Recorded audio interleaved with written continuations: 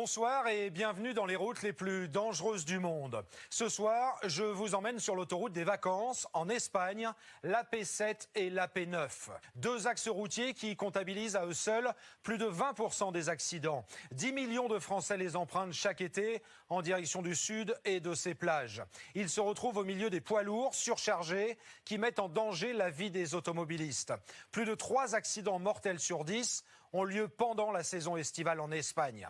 La vitesse excessive, mais aussi la consommation de stupéfiants ou d'alcool sont à l'origine de cette hécatombe.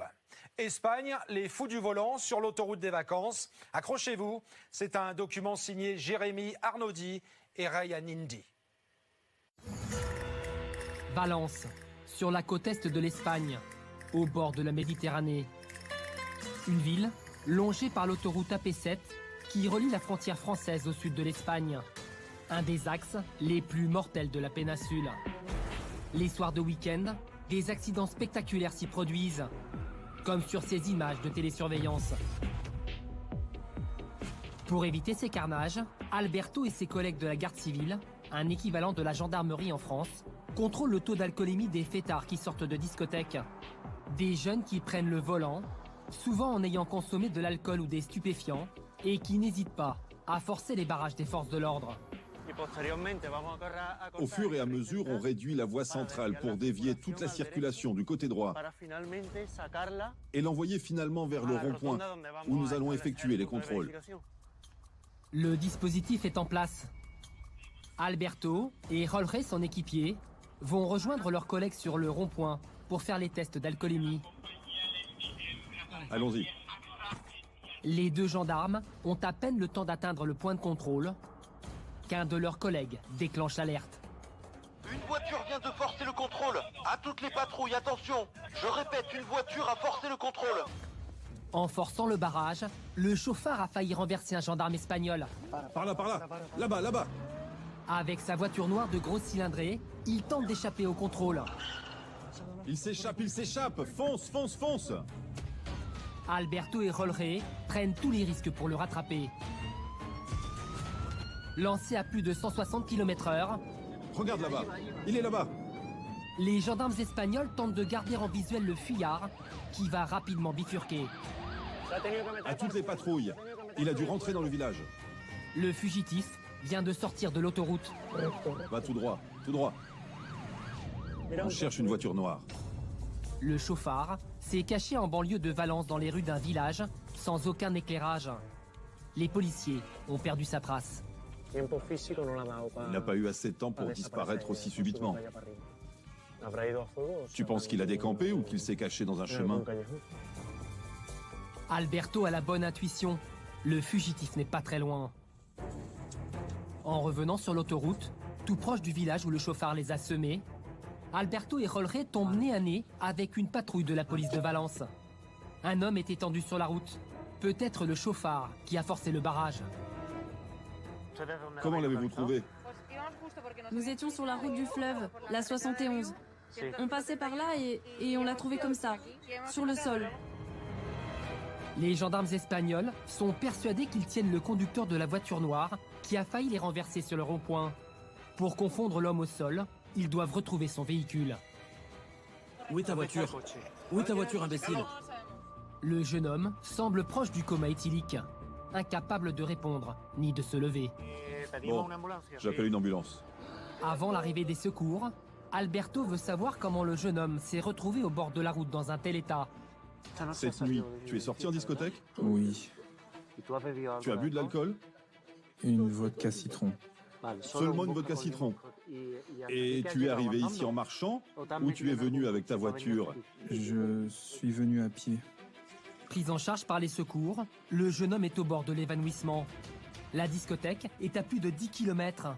Difficile d'arriver jusqu'ici en marchant. La version selon laquelle il est arrivé ici à pied ne se tient pas beaucoup. Le test d'alcoolémie est positif, mais le taux est trop faible pour quelqu'un qui semble proche du coma. Contacté par les gendarmes pour en savoir plus sur le profil du suspect, son père vient d'arriver sur place. Votre fils est malade ou il a un autre problème? Non, il n'a rien du tout. C'est une personne normale qui travaille? Oui, il a toujours travaillé jusqu'à maintenant. Le jeune homme n'a pas de problème particulier. Alberto a le sentiment qu'il joue la comédie, pour ne pas dire où se trouve sa voiture. Son père le sait, si son fils a forcé le barrage, il risque la prison. L'Espagne, au sud de l'Europe. La destination numéro 1 des touristes français.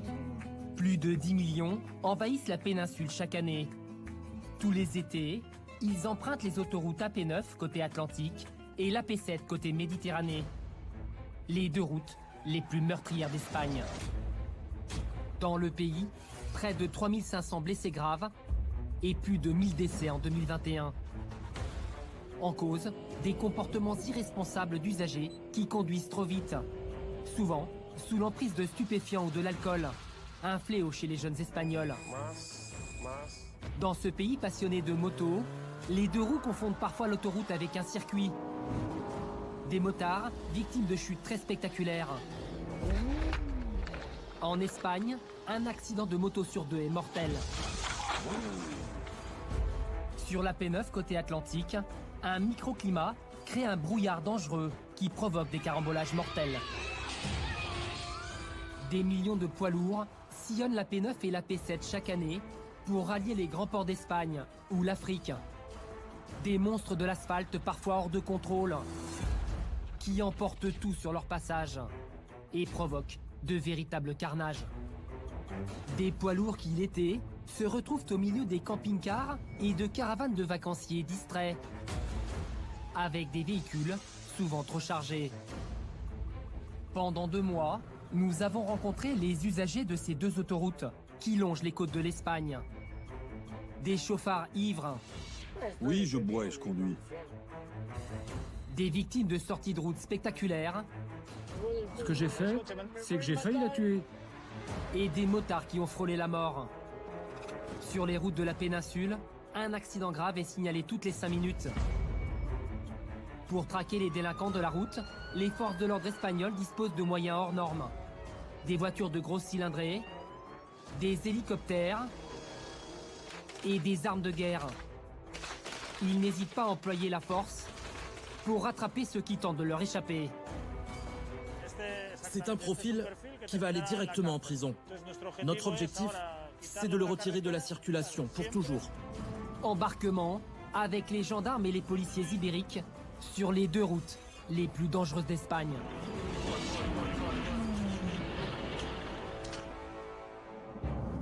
Le père du jeune homme suspecté d'avoir forcé un barrage de gendarmes est très inquiet. Alberto a l'intuition que son fils n'est pas arrivé jusqu'ici à pied de la discothèque, comme il le prétend, et que c'est lui qui a forcé le barrage avec sa voiture noire.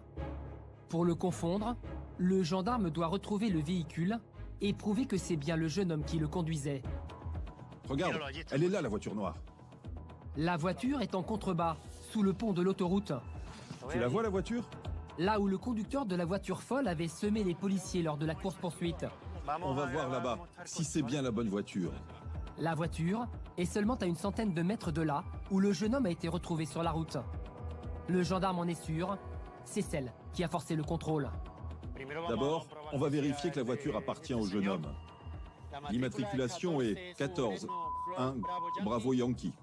Affirmatif. La voiture appartient bien au jeune homme. Dans l'ambulance, il s'est miraculeusement rétabli en quelques minutes.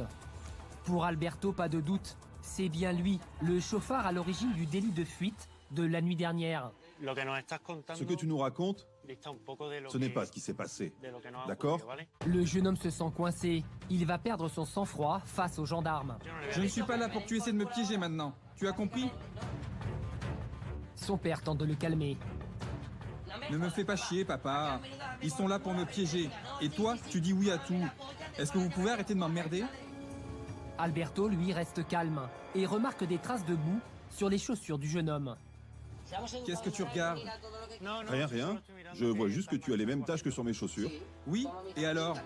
La boue du champ où a été retrouvée la voiture. Les preuves s'accumulent contre le jeune homme qui n'en démord pas. Il serait arrivé ici à pied de la discothèque. Le relevé d'empreintes digitales dans la voiture permettra de le confondre définitivement. Si les gendarmes ne retrouvent que ces empreintes dans l'habitacle, ils seront sûrs que c'est lui qui a conduit la voiture jusqu'ici et qu'il a forcé le barrage. C'est très dangereux. Il a presque renversé mon collègue ce matin. C'est un crime. Le chauffard risque jusqu'à 6 mois de prison. En France, il aurait pu écoper de 3 ans ferme. L'alcool et la drogue sont responsables de 50% des accidents mortels en Espagne. Sur l'autoroute AP7 qui relie Barcelone au nord, à Algeciras, à l'extrême sud de l'Espagne, les motos sont impliquées dans un accident sur 4. Une des sorties d'autoroute les plus dangereuses se trouve à la hauteur de Barcelone. C'est le terrain de jeu du sergent Ramon. Policier de la route, il appartient aux Mossos d'Esquadra, les forces de police de Catalogne. Ici la voiture 169. On passe par le tunnel et on sort au péage. Ramon vient de recevoir un appel d'urgence. On a été informé qu'un accident vient de se produire entre une moto et une voiture. Sur cette zone, il y a souvent des accidents. Et le dernier en date, c'était avec un motard. Et il est mort. À la sortie de la AP7, sur les lieux de l'accident, c'est le chaos. Le 2 roues et son conducteur se sont encastrés sous une voiture. La moto a été broyée. Le motard espagnol a été pris en charge par une ambulance. Bonjour, il va comment? Par chance, il est vivant. Le choc a été frontal? Oui, frontal. L'homme n'est pas mort, mais il a de multiples fractures aux bras et aux jambes. Le conducteur de la voiture s'est endormi et il a changé de fil. La moto qui arrivait en face n'a pas pu l'éviter et ils se sont percutés frontalement. Avant de retomber sur le bitume, le motard a percuté le pare-brise, la tête la première. Le véhicule porte encore les stigmates de la collision. Ça, c'est l'impact de la moto. Et ça, c'est l'impact du motard.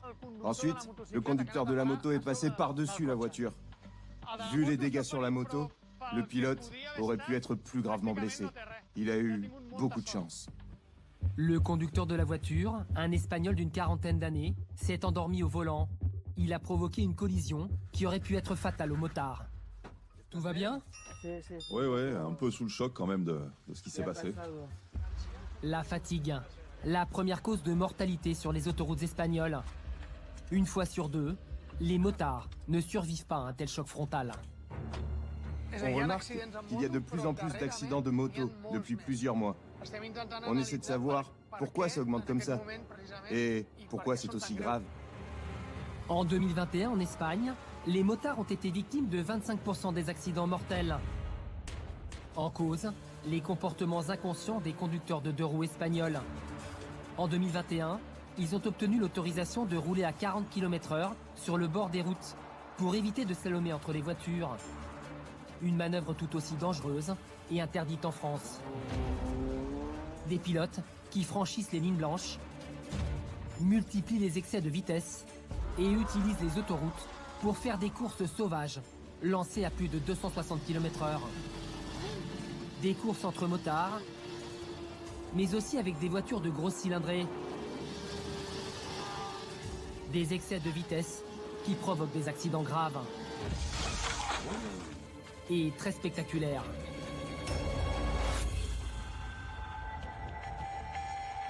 Sur la P7 près de Barcelone, un motard vient encore de faire une violente chute sur le bitume. Nous sommes en train d'arriver sur les lieux de l'accident. Le sergent Adela de la police de la route de Catalogne prend les commandes des opérations. Nous avons été informés qu'il y a eu un accident de moto. Et apparemment, le pilote est conscient. Mais il aurait pas mal de lésions. La moto a fait une chute en ligne droite sur l'asphalte. Le corps du motard a été traîné sur une centaine de mètres. On voit clairement les marques au sol de la moto qui a glissé. On va essayer de savoir pourquoi il est tombé. Une sortie de route en pleine ligne droite, un mystère qu'Adela va tenter d'élucider. J'espérais trouver un portable, un téléphone mobile, quelque chose.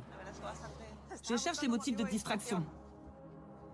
Parce qu'un motard qui roule sur la voie centrale de l'autoroute, qui soudain perd le contrôle, c'est qu'il y a autre chose. Un objet sur la route, un moment d'inattention, et c'est le crash assuré. Des glissades qui provoquent des fractures et de graves brûlures. Des accidents parfois fatals. Le motard, un jeune ingénieur espagnol, est sérieusement touché. Blessé aux vertèbres cervicales, il a aussi de multiples fractures aux jambes et aux bras. Tu as le poignet cassé? Oui, j'en suis sûr. Le conducteur n'est pas alcoolisé. Adela veut savoir pourquoi il a chuté si violemment dans une ligne droite. Qu'est-ce qui s'est passé? Tu roulais sur la voie du milieu? C'est une moto avec de grosses valises à l'arrière. Et ça vibrait beaucoup. De plus en plus. Ça m'a déporté et j'ai perdu le contrôle de la moto. Le motard est fataliste. Dans mon malheur, j'ai eu beaucoup de chance. Je ne suis rentré en collision avec personne, aucun véhicule. Tu penses que c'était le destin? Le destin? Oui, oui, c'était le destin. Je n'étais jamais tombé sur la route. Il faut toujours une première fois, mais j'espère que ce sera vraiment la dernière. Le jeune homme tremble. Choqué, il commence à réaliser qu'il a frôlé la mort. Adela connaît bien les risques de la moto. Elle prend en charge ce type de victime depuis 21 ans sur les routes de Catalogne. La moto, c'est toujours de grosses blessures. La moto, c'est souvent le corps au sol et les membres qui trinquent. En 2021, en Espagne, plus de 1500 motards ont été grièvement blessés. 230 ont perdu la vie. L'autoroute AP7 dessert les plus grands ports d'Espagne, comme Barcelone ou Valence, et facilite les échanges commerciaux entre la péninsule et le reste du monde. Plus de 7 millions de camions franchissent les Pyrénées françaises tous les ans. L'AP7 est l'autoroute la plus empruntée d'Europe par les poids lourds. Des monstres de l'asphalte qui sont à l'origine des accidents les plus graves et les plus spectaculaires du pays et font la une des journaux télévisés espagnols. Une femme a perdu la vie et 30 personnes ont été blessées. L'accident a impliqué plusieurs véhicules. En cause, les comportements dangereux de certains chauffeurs. Pour éviter les carnages sur la P7, Ramon et les policiers catalans multiplient les contrôles de poids lourds au péage. Garde-toi devant. Devant. On va se mettre là et on va faire un contrôle ici. Nous venons d'arriver à la Jonquera. La Jonquera, près de la frontière française. Un passage obligé pour des millions de camions venus de toute l'Europe. Ramon délimite une zone de contrôle assez large pour accueillir plusieurs véhicules de 17 mètres de long. Spécifiquement, on va se focaliser sur les camions de transport. Ramon a une technique pour repérer les poids lourds suspects. Quand il nous voit, certains camions changent de fil et cherchent à se mettre sur la voie la plus éloignée de nous pour échapper au contrôle. Si un camion fait cette manœuvre intentionnellement, c'est sûrement qu'il a quelque chose à cacher. Justement, un camion de couleur rouge s'est décalé sur les voies de gauche. Ramon décide de le contrôler. Bonjour, il y a bien deux conducteurs? Il y en a un qui conduit pendant que l'autre se repose. On doit pouvoir contrôler ça avec le tachygraphe. C'est ce qu'on va vérifier. Les deux conducteurs disposent d'une carte qu'ils insèrent dans le tachygraphe. L'appareil électronique enregistre les heures de conduite et de repos. En Espagne comme en France, toutes les 4 heures, les chauffeurs doivent se relayer. Pour contrôler si les pauses ont été respectées, les policiers extraient les informations de l'appareil sur ce ticket. Ils sont partis de Pologne vers la Catalogne. Ils ont fait ensuite un repos en France. Mais dans les données que je vois ici, pour toute la journée du 29, il y a un trou de 24 heures pour les deux chauffeurs. Aucune activité ni aucun repos n'ont été enregistrés. Ramon et les policiers veulent savoir si les chauffeurs ont conduit sur leur temps de repos pendant ce trou de 24 heures. Un classique pour gagner du temps sur le parcours. Mais un risque de s'endormir au volant et de perdre le contrôle du poids lourd. Des chauffeurs qui subissent la pression de leur patron pour traverser l'Espagne toujours plus vite et faire plus de livraisons. On vient ici toutes les semaines. C'est la première fois que je suis contrôlé en Espagne. Nous n'avons pas de preuve que nous ne roulions pas un jour de la semaine dernière. Cela n'apparaît pas sur le relevé de notre GPS. Voilà. On va devoir éclaircir ce point maintenant. Le chauffeur a peut-être oublié d'insérer sa carte. ou trafiquer le tachygraphe. La fraude la plus classique, coller un aimant sur l'appareil pour perturber son fonctionnement et continuer à rouler sur les temps de pause. Ils n'ont pas de preuves. Ils ne peuvent rien nous fournir. Les chauffeurs ne sont pas prêts de repartir vers le sud de l'Espagne. L'infraction va coûter très cher à leur patron.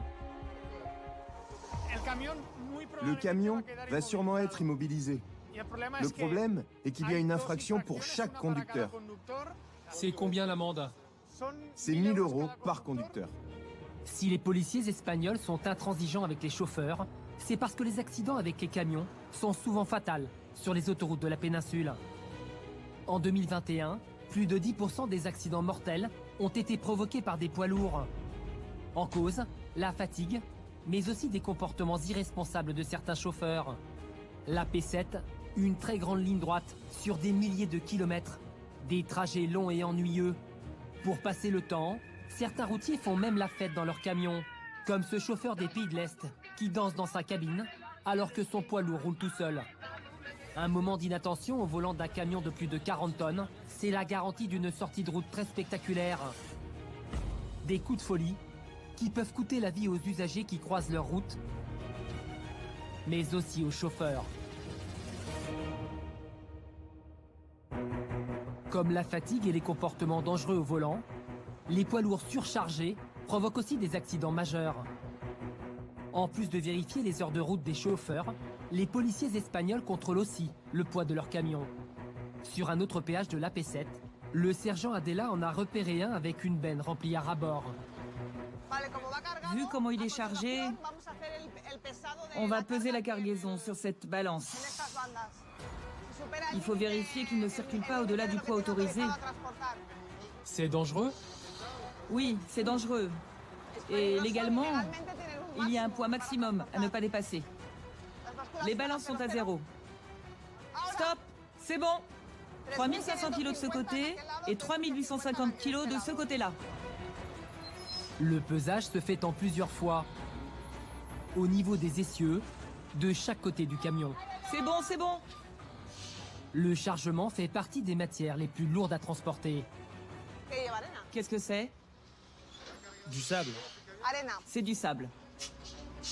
La pesée est terminée et le poids lourd est beaucoup trop chargé. Au final, je pense qu'il dépasse de 5000 kilos.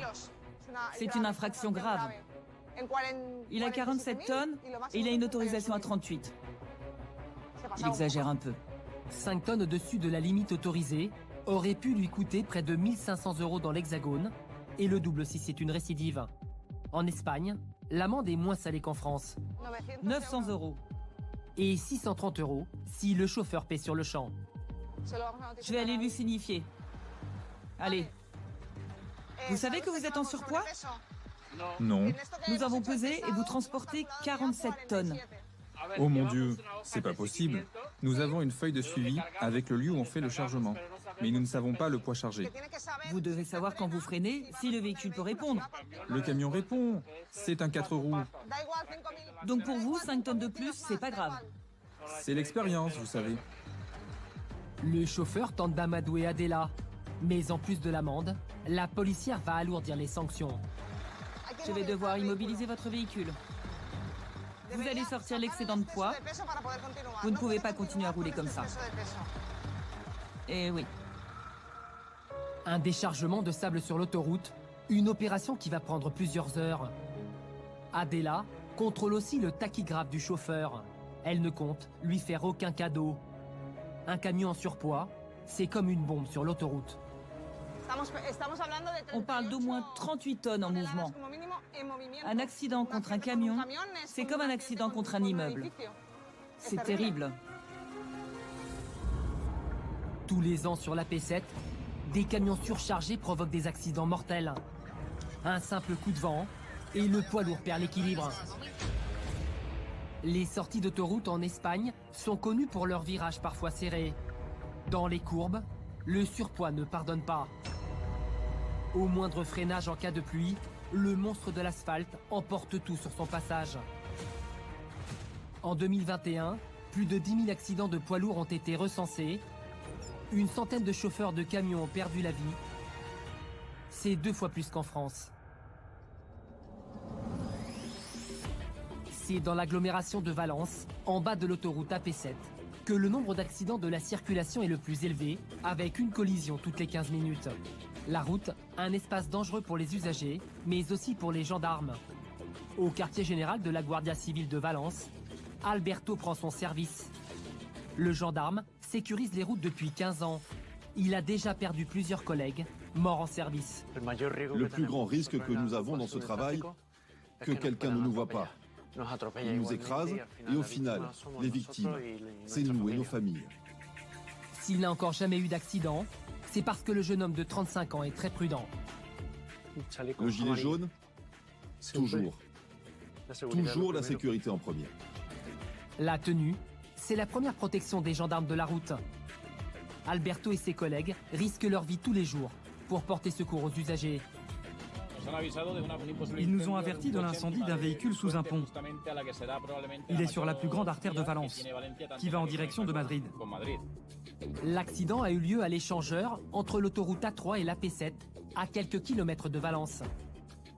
Difficile d'accéder aux véhicules incendiés. L'autoroute est bloquée.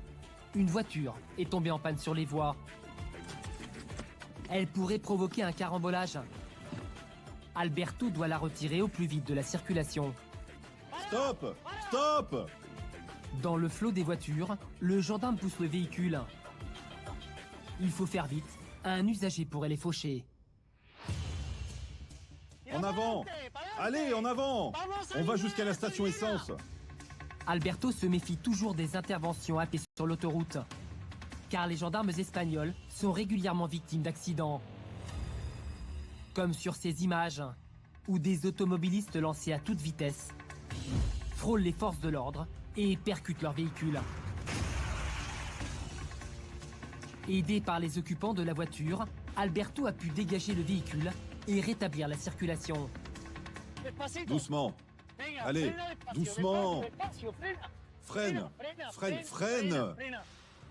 C'est bon les gars? Merci beaucoup. Allez, au revoir. Jorge et Alberto reprennent la route. À quelques centaines de mètres, ils tombent sur l'incendie de voiture. Ok, on y est. Sur les lieux de l'accident, la voiture est calcinée. Un pompier de Valence vient juste de finir d'éteindre le brasier. Il y a eu un problème mécanique. Maintenant qu'on a éteint la fumée, ce n'est plus dangereux. Il y avait une fille et un bébé dedans. Mais ils vont bien. Un miracle, vu l'état de la voiture. Pas de victimes à secourir, Alberto n'a pas le temps de s'attarder. Viens, viens. On va sur un autre accident, on y va.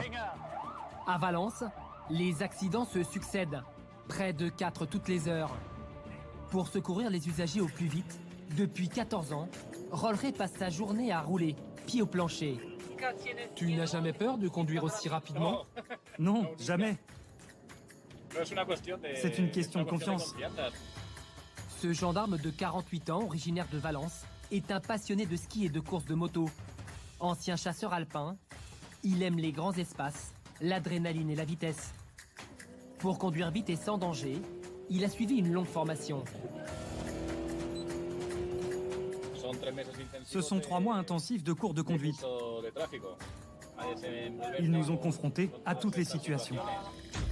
Jorge a suivi les cours de l'école de conduite de la Guardia Civile, avec pour objectif de secourir au plus vite les usagers, sans jamais se mettre en danger.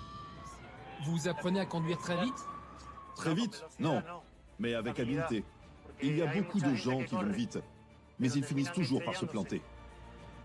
On est là pour éviter les accidents, secourir les gens, mais pas pour avoir nous aussi un accident. Les 2 gendarmes espagnols parcourent plus de 2000 km par semaine. Si Jorge est un conducteur hors pair, quelles que soient les conditions climatiques, pour les autres automobilistes, la conduite se complique quand le brouillard et la pluie commencent à tomber. Des conditions météo encore plus difficiles sur l'autoroute AP9, au nord de la Corogne. Un microclimat très local est responsable d'accidents graves tous les ans. Le brouillard se pose régulièrement sur une zone d'une centaine de kilomètres, en hiver comme en été. Une spécificité qui provoque des carambolages monstres. Le plus spectaculaire, celui de 2014. 30 véhicules se sont encastrés les uns dans les autres. Bilan, 1 mort et plus de 30 blessés.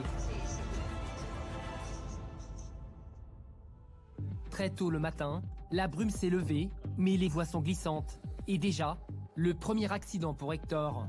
Il fait partie de la Guardia Civile, les gendarmes de la Corogne. La centrale nous a signalé un accident à une sortie de l'autoroute. On doit aller voir si c'est grave et s'il y a des blessés, le plus vite possible. Sur les lieux du drame, les dégâts sont impressionnants. La voiture s'est retournée, un siège enfant a été éjecté et le toit ouvrant en verre a explosé. Dans la voiture, une famille avec 2 enfants. C'est le père qui conduisait. Il a perdu le contrôle sur la chaussée et il a fait un tonneau. Certainement aveuglé par le brouillard, le conducteur n'a pas bien distingué la bifurcation à la sortie de l'autoroute. Là, il a fait sa sortie de route. Tu peux même voir la terre au sol. Elle vient de la zone d'impact. Le conducteur a tapé sur le talus en terre. Il n'a pas réussi à reprendre le contrôle de la voiture sur la route mouillée. Il a terminé sa course sur le toit. Les indices présents dans le véhicule en disent long sur la violence du choc. On a des traces de sang. En faisant le tonneau, avec en plus la cassure du toit ouvrant, ça a sûrement provoqué des blessures et des coupures sur la tête des personnes à l'avant. Et sûrement projeté des petits morceaux de verre sur les mineurs à l'arrière. Les victimes ont été prises en charge par les secours. Mais vu l'état de la voiture, les gendarmes de la Corogne sont inquiets. Le plus important, ce sont les personnes. On espère qu'elles vont bien. Que ce soit juste une grosse frayeur. Mais nous avons quand même retrouvé des traces de sang. Des accidents comme celui-là, Hector en voit parfois plusieurs par jour autour de la Corogne. Quand les intempéries s'abattent sur la zone, les pertes de contrôle de véhicules se multiplient. La pluie, mélangée à l'huile perdue par les véhicules sur la chaussée, un cocktail très glissant. Les roues patinent et les véhicules terminent leur course dans la rambarde de sécurité ou font des sorties de route très spectaculaires. Des dérapages incontrôlés qui représentent 40% des accidents mortels en Espagne. Un peu plus loin sur l'autoroute, un autre accident vient de se produire. On est dans l'autre sens, on va vous croiser. La voiture d'un automobiliste espagnol a percuté la barrière de sécurité. Coupez la route, coupez la circulation. Le conducteur de la voiture a pu sortir du véhicule. À presque 80 ans, il est en état de choc. Bonjour, comment allez-vous? Comment va votre femme? C'est vous le conducteur? Oui. Le vieil homme se sent coupable. Sa femme a été sérieusement blessée dans l'accident. Ce que j'ai fait, c'est que j'ai failli la tuer. Mais non, non, elle ne va pas mourir. Asseyez-vous, reposez-vous. Le vieil homme est inconsolable. Pourtant, il ne serait pas le seul responsable du désastre. C'est peut-être une fausse manœuvre, mais c'est aussi la pluie. Avec les intempéries, spécifiques à cette zone du nord-ouest de l'Espagne, le conducteur aurait glissé sur la chaussée. Là-bas, dans le virage, j'ai glissé. J'ai perdu le contrôle de la voiture. La voiture du vieil homme n'est plus qu'un tas de tôle froissée. Regardez l'état de ma voiture. Si sa femme a frôlé la mort, elle s'en sort seulement avec quelques contusions et de fortes douleurs au cervical. Heureusement, les 2 personnes âgées avaient attaché leur ceinture. Grâce aux ceintures de sécurité, ils sont vivants. Les dégâts sont impressionnants, mais les véhicules sont construits pour se déformer et absorber l'impact. L'habitacle intérieur est intact. La météo semble être la seule responsable du drame, car le vieil homme était apte à conduire. En Espagne, les plus de 65 ans passent des tests d'audition, de réflexe et de vue tous les 5 ans pour garder leur permis. Des examens qui n'existent pas en France. Victime de la route glissante, le conducteur ne sera pas verbalisé par Hector, mais restera traumatisé pour longtemps. On a vraiment eu de la chance. Des intempéries, responsables de la moitié des accidents mortels sur la AP9. Le conducteur n'a pas commis de faute.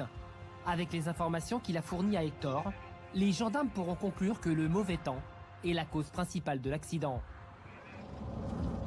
Mais quand les conducteurs ne sont pas en mesure de collaborer avec les forces de l'ordre, ce sont les enquêteurs qui prennent les choses en main. Comme pour ce taxi qui a percuté un autre véhicule. Le chauffeur est en urgence vitale. Juan Manuel travaille pour le département d'investigation des policiers de Catalogne à Barcelone. Erreur de conduite du chauffeur ou défaillance du véhicule de la société? Le policier va devoir déterminer les responsables de l'accident pour savoir qui doit payer les réparations du taxi et les éventuelles indemnités du chauffeur. Pourquoi utilisez-vous des gants? C'est pour éviter de se couper avec les plastiques et les bouts de verre.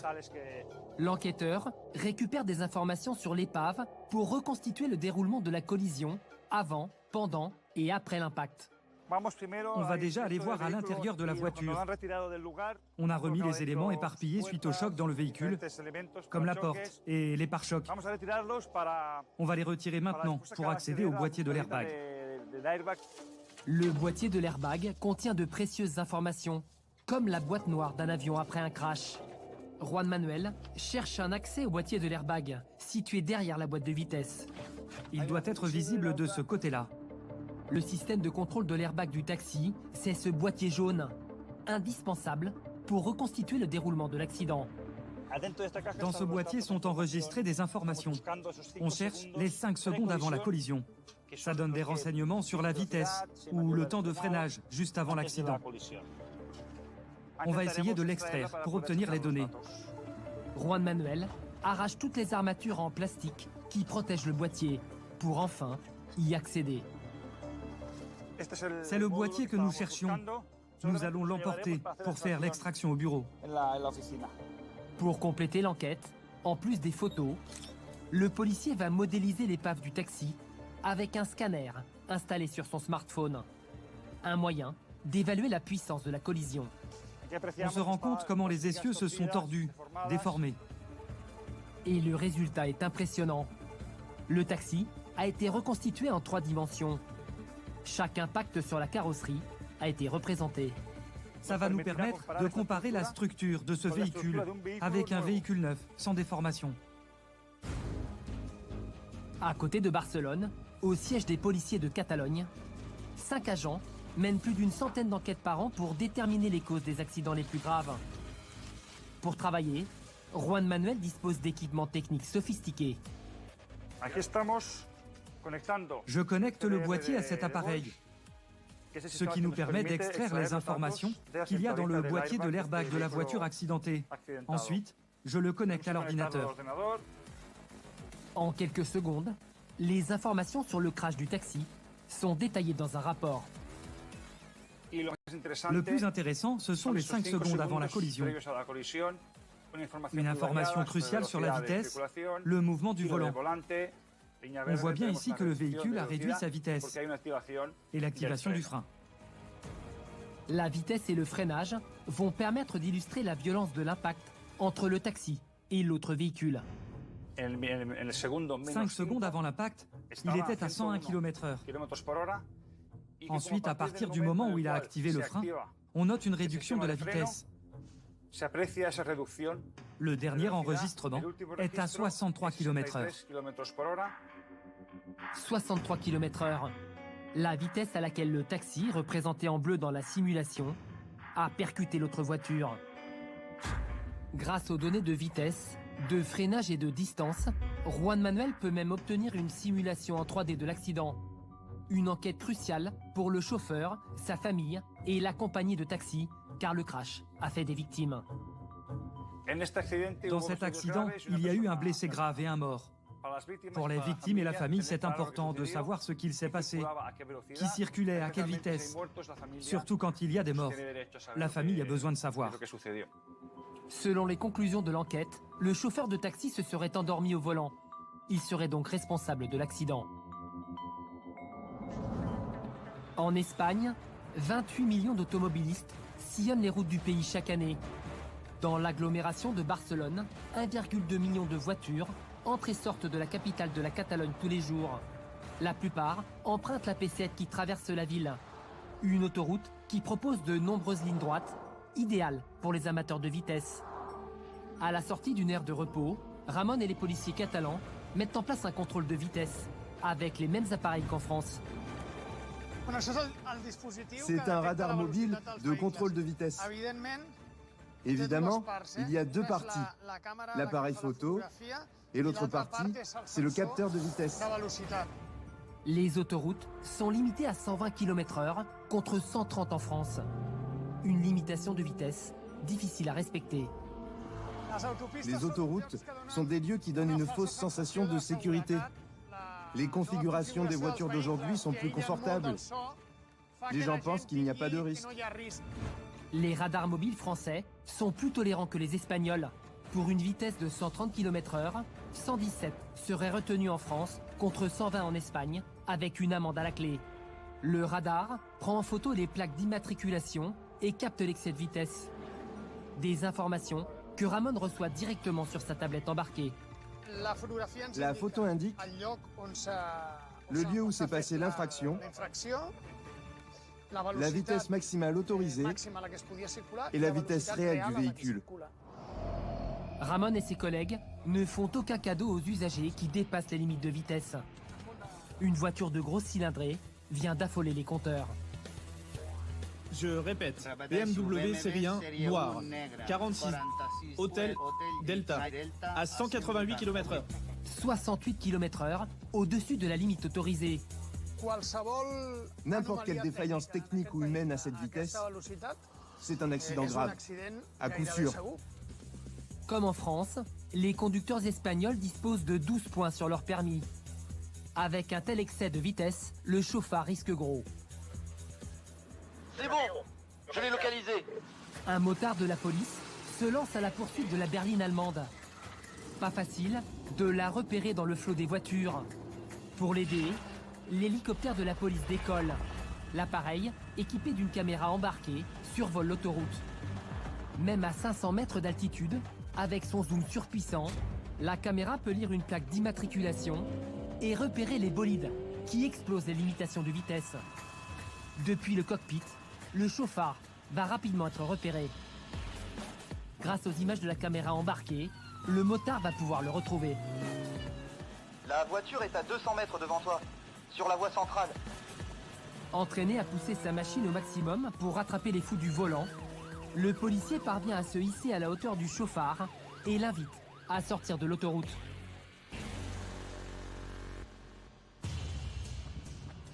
Vos papiers, monsieur. Vous rouliez trop vite. La vitesse était limitée à 120. Des chauffards, souvent de mauvaise foi. Je suis sûr que j'étais à 120 sur le régulateur. Comment je peux avoir fait un excès de vitesse? Ce que je peux vous dire, c'est que tous les équipements sont certifiés. Il n'y a quasiment aucune erreur possible. Flashé à 188 km/h, l'amende sera de 500 € pour cet excès de vitesse de 68 km/h. Le conducteur perdra en plus 5 points sur son permis. Pas si cher payé. En France, il risquait 1500 € d'amende, 6 points et une suspension de permis de 3 ans. Donc l'amende, je me la mange et point barre. Je crains que oui. En Espagne, si le contrevenant paie sur le champ, il bénéficie de réductions, jusqu'à 50% du prix de l'amende.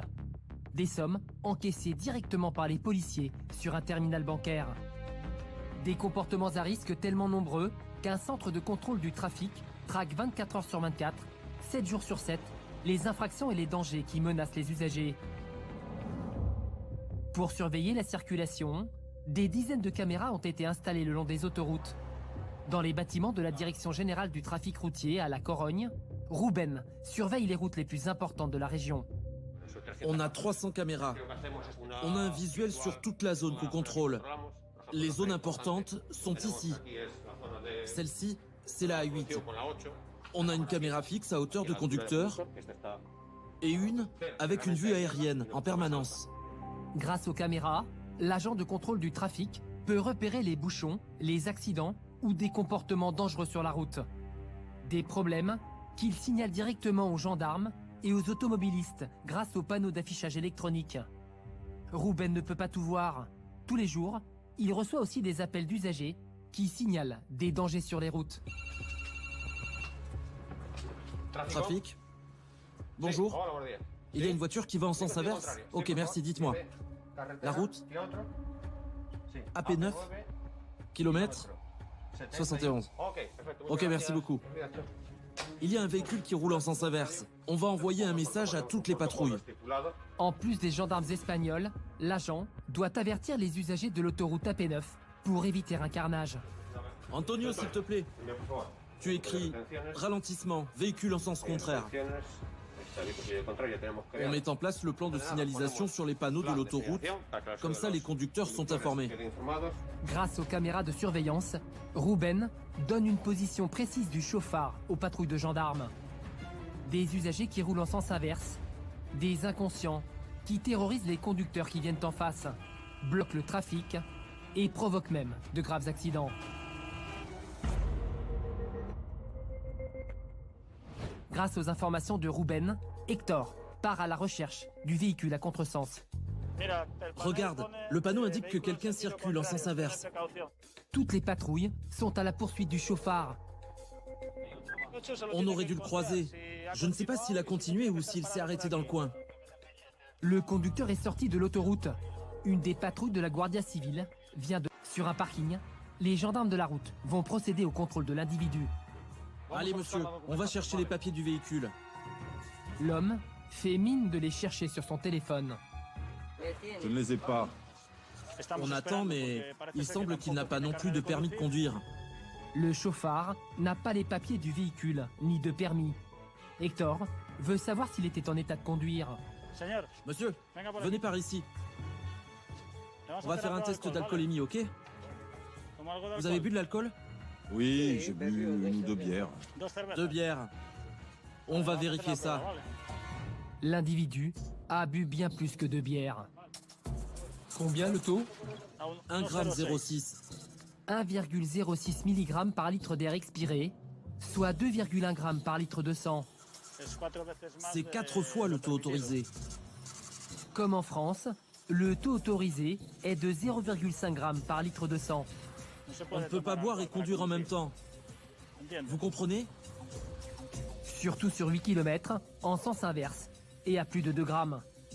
Dans sa voiture, les preuves qu'il buvait en conduisant. Il y a toujours dedans ce qu'il était en train de boire. Des bières, des canettes.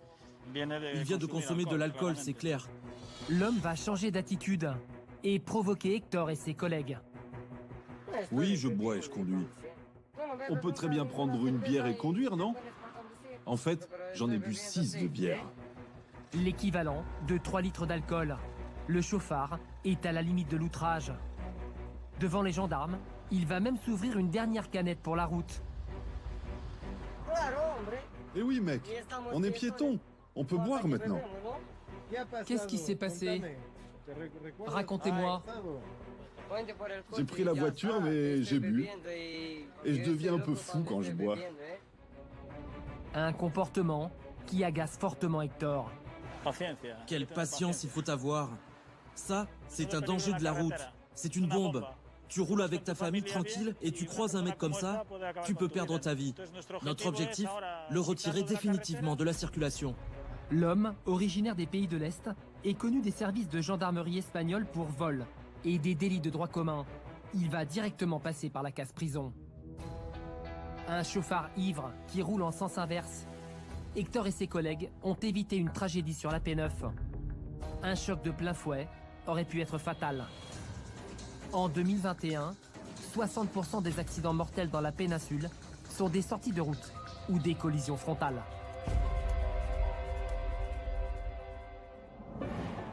L'été, c'est la haute saison touristique en Espagne. 10 millions de Français envahissent les plages ibériques tous les ans. 75% des autoroutes sont gratuites, contre 25% en France. Une aubaine pour les 30 millions de touristes qui franchissent les Pyrénées chaque année, souvent avec des caravanes.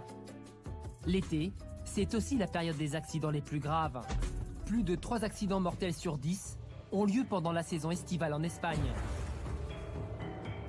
Adela vient juste de commencer sa patrouille sur l'AP7 près de Barcelone. Sur l'autoroute, de nombreux camping-cars en route vers le grand soleil du sud du pays et déjà un premier accident. Une voiture avec une caravane. C'est grave? On ne sait pas encore. La collision a fait des dégâts. Des objets éparpillés sur la route pourraient provoquer des accidents. Il va falloir couper l'autoroute pour récupérer tous ces objets.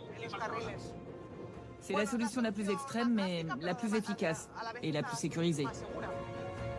Adela commence par bloquer l'autoroute. Tous les véhicules sur la route des vacances vont devoir s'arrêter. La policière doit faire vite pour éviter des bouchons monstres.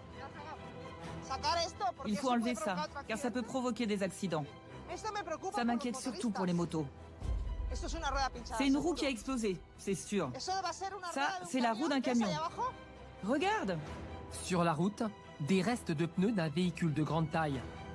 Je ne sais pas si ça vient d'un camion ou d'une caravane. On va bientôt le savoir. Plus inquiétant, des vêtements et une pièce métallique d'un des véhicules. Et ça, c'est quoi? Une pièce de caravane? Ça ressemble plutôt à une pièce de remorque. On l'emporte avec nous. Une pièce métallique coupante à l'origine de l'accident. Les véhicules accidentés ont peut-être continué un peu plus loin sur l'autoroute. Adela doit vite retrouver celui qui a éclaté son pneu, perdu des pièces et même des vêtements sur les voies. L'été, les caravanes qui partent en morceaux, c'est un danger permanent. Sur la P7, le sergent va recevoir l'aide des agents de la Direction Générale du Trafic. La centrale nous a dit qu'ils avaient vu sur les caméras 4 caravanes arrêtées sur une aire un peu plus loin. Les caravanes de plusieurs familles de Hollandais sur la route des vacances. Bonjour. À qui est cette caravane? C'est à vous, ça? Non, non, ce n'est pas à moi. Je l'ai ramassé sur l'autoroute. Un objet en fer très coupant à l'origine de l'accident. Ah, ok, d'accord. D'accord, j'ai compris. Venez voir. Un objet qui a bien abîmé la caravane. La pièce en fer que j'ai trouvée sur l'autoroute. Elle a explosé le pneu et elle a touché la partie intérieure de la caravane. Ça a fait un trou au niveau d'une armoire ou d'un meuble de la caravane. Et c'est de là que les vêtements sont tombés sur la route.